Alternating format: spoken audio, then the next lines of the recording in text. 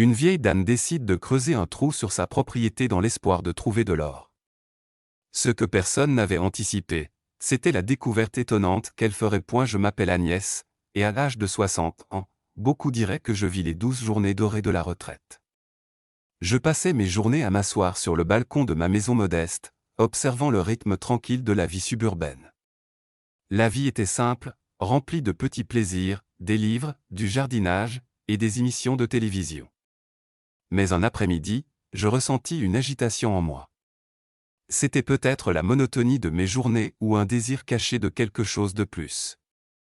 Ce jour-là, je mis les nouvelles et vis une histoire qui attira mon attention.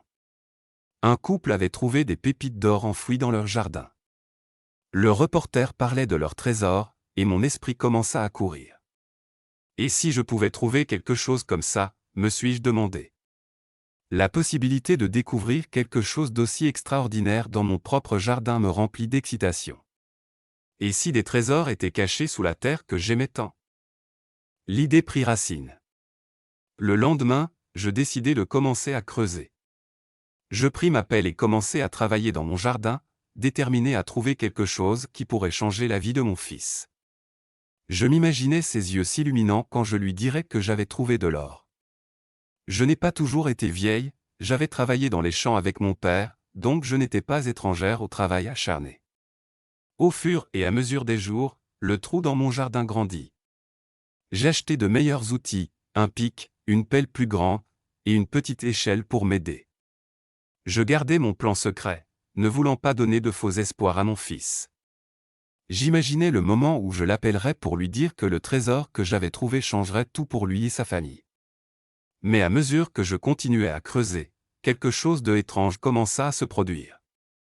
Mon thé, qui m'attendait toujours bien chaud après une longue journée, commença à rester froid. Et la télévision, ma compagne fidèle, ne montrait plus que du statique.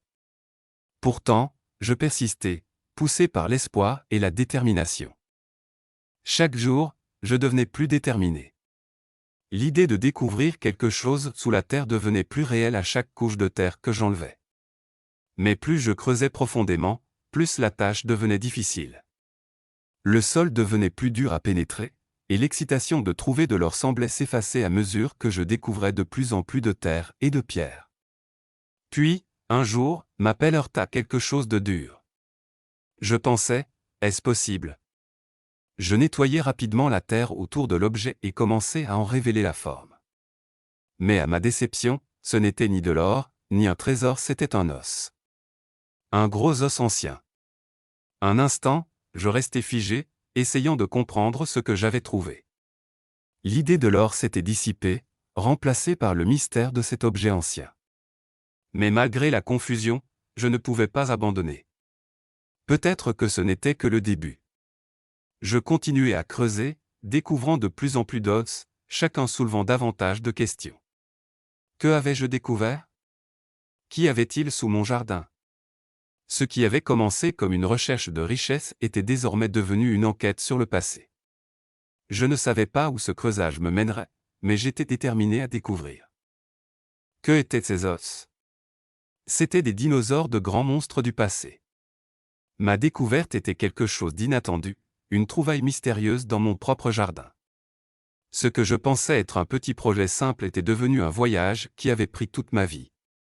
Plus je creusais, plus mon existence tranquille était consumée par la recherche de ces restes des os d'anciennes créatures, peut-être des animaux préhistoriques ou quelque chose d'encore plus ancien.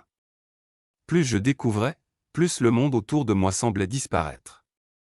J'étais seul, avec seulement des fragments de l'histoire pour me tenir compagnie.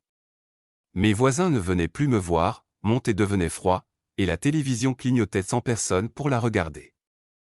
Je m'étais lancé à la recherche de l'or, mais j'avais trouvé quelque chose de bien plus précieux, quelque chose qui me reliait à un monde oublié. Pourtant, à mesure que je m'enfonçais, je commençais à ressentir l'isolement de ma découverte. Mes mains devenaient rugueuses, et mon corps, épuisé. J'étais absorbé par l'excavation, ne vivant plus que pour les os sous moi. Un soir, alors que je travaillais sous le soleil couchant, le sol sous moi céda. Je tombant dans le même trou que j'avais créé. La corde que j'avais utilisée était trop faible, et en un instant, je fus englouti par la terre. Je tombai durement au sol, et bien que ce fût une petite chute, je me retrouvai dans une caverne souterraine, entourée de ténèbres. Alors que je gisais là, brisé et seul, je réalisai quelque chose de terrible, j'étais morte. Une voix résonna dans le silence de mon esprit, une voix du passé. « Pardonne-moi » murmurai-je.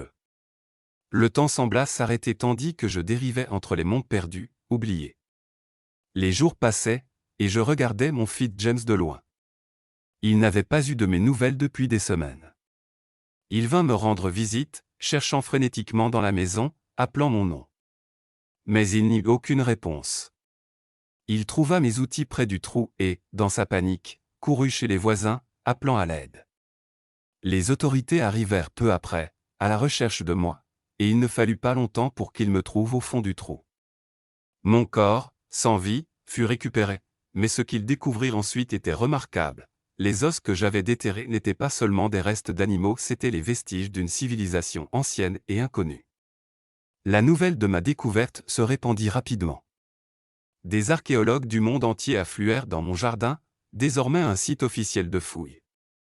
Les os, les artefacts et les fossiles que j'avais découverts étaient inestimables, des vestiges de géants qui avaient un jour marché sur la Terre. Mon petit jardin était devenu un site d'importance historique, nommé en mon honneur, le site archéologique Agnès Moore. Bien que je sois parti, mon héritage perdura. James, dans son chagrin, commença à comprendre l'ampleur de ce que j'avais accompli. La découverte ne lui avait pas seulement apporté une sécurité financière, mais lui avait aussi donné une plus grande appréciation pour ma vie et mes efforts. Il regarda une vidéo que j'avais laissée derrière, où je lui parlais, espérant le rassurer. « James, mon cher fils, dis-je dans la vidéo, j'ai trouvé un moyen de t'aider, toi et tes enfants. Il y a des trésors enfouis ici, et je vais les trouver. Ne t'inquiète pas pour moi. Lorsque tu verras ceci, j'espère avoir de bonnes nouvelles à partager. » Avec ces mots, James ressentit un sentiment de clôture. « Elle l'a fait, » murmura-t-il, levant les yeux vers le ciel. J'avais trouvé un moyen de l'aider même après ma mort. Mon héritage perdura, et j'avais réussi de façon que je n'avais jamais imaginée. À mesure que la découverte prenait de l'importance, le souvenir de la femme qui l'avait déterrée grandissait. Les os du passé vivaient encore, et moi aussi dans le cœur de ceux qui porteraient mon histoire en avant.